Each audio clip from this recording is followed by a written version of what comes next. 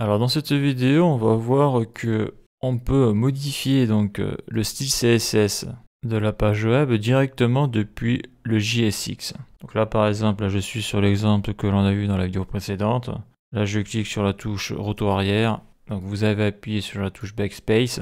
Donc le message est ici, c'est du H4. Et là par exemple, si je veux modifier la couleur ou la taille, eh bien soit je fais une classe. Donc c'est ce qu'il faut faire d'habitude avec le CSS, il faut bien séparer tout ce qui est base HTML et tout ce qui est CSS pur, mais il y a des cas en React où le CSS va être intégré directement dans le JSX, de ce que j'ai pu voir par exemple lorsqu'il y a des rendus conditionnels dans la page. Par exemple, si on voit une condition, je vais afficher un texte d'une certaine manière, et si on voit une autre condition, je vais afficher ce même texte d'une autre manière, et donc au lieu d'utiliser les classes, ça va se faire directement au niveau de la balise. Le CSS ne sera pas séparé du fichier, c'est-à-dire du composant. Donc ça s'appelle inline style, le style en ligne. Et donc pour faire le style CSS, donc on peut utiliser un fichier séparé. Donc comme je l'ai fait actuellement dans ces vidéos, j'ai utilisé class name. Mais on peut aussi écrire directement le style CSS dans le JSX. Donc le style en ligne c'est inline style. Et en JSX la structure de base. Donc là je suis dans une div. Donc on rajoute l'attribut style égal. Là après on y met donc les accolades parce que on va écrire du JavaScript dedans. Et là après on réouvre les accolades et dedans on met font size par exemple. Donc on voit que c'est font avec le S majuscule, là, le camel case là. 30, donc là c'est pour 30 pixels, on n'a pas besoin de marquer le PX. Virgule, et là je remets une autre propriété, color, deux points, et là une chaîne de caractères green. Donc voilà à quoi ça ressemble. Et si on va sur la documentation officielle, en français la référence de l'API élément DOM, et si on va sur style, donc déjà on a une remarque, certains exemples dans la documentation utilisent style par souci de commodité, mais utiliser l'attribut style comme méthode principale pour styler les éléments est généralement déconseillé. Dans la plupart des cas, vous devriez plutôt utiliser class name, donc ça c'est ce que j'ai fait dans toutes mes vidéos, pour référencer des classes définies dans une feuille de style CSS externe. Donc voilà, c'est ce que je disais, et en plus moi j'utilise le préprocesseur SAS. Dans les applications React, on utilise plus fréquemment style, donc dans les applications React, c'est ce que je suis en train de faire aussi, on utilise plus fréquemment style pour ajouter des styles calculés dynamiquement au moment de l'affichage. Donc l'attribut style accepte un objet JavaScript avec des propriétés en camel case plutôt qu'une chaîne de caractères CSS. C'est conforme à la propriété JavaScript style, plus performant et évite des failles de sécurité XSS par exemple. XSS qui veut dire Cross-Site Scripting. Donc là on a un exemple, là on a un autre exemple, et là aussi on a un exemple, et là qu'est-ce que l'on a là?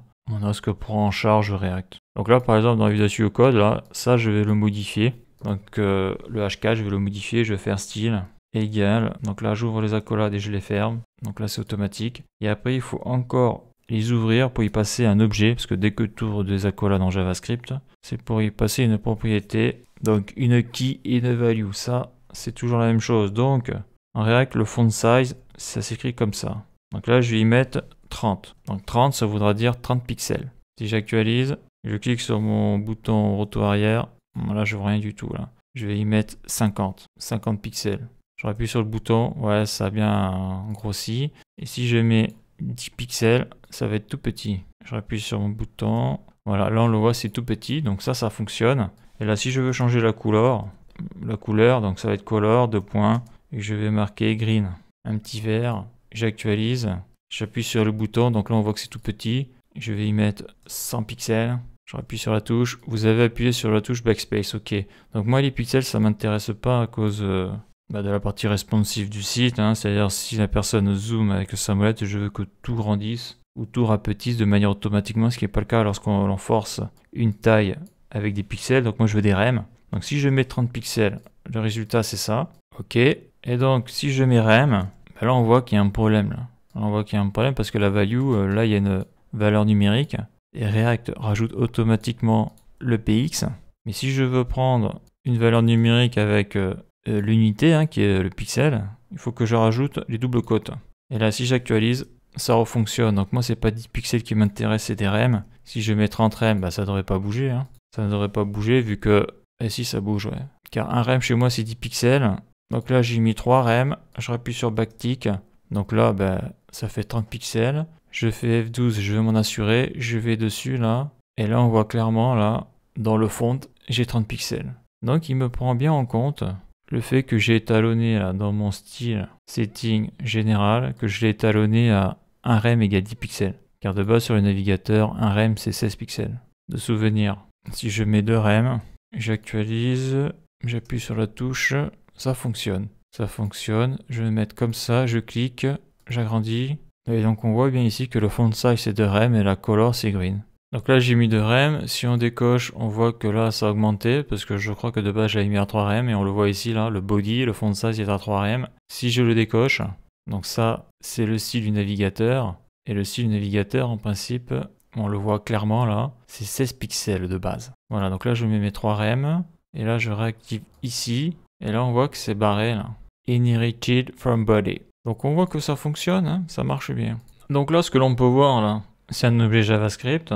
Donc cet objet, cette propriété, on peut l'enlever là de la balise style. Donc là je fais un CTRL X et on peut mettre tout ça dans une variable. Donc je vais l'appeler h4 style. Donc là pour le moment la variable je ne l'ai pas déclarée. C'est pour ça que j'ai une erreur. Hein. h4 style is not defined. Donc je mets tout en haut. Carrément je le mets à l'extérieur de la classe et là je fais une variable const h4 style. Et dedans égale, j'y mets l'objet. Donc c'est un objet JavaScript. Après soit je fais comme ça pour que ça soit plus lisible. Maj alt F. Donc là c'est bon, j'actualise. Il y a une erreur parce que j'ai fait une faute.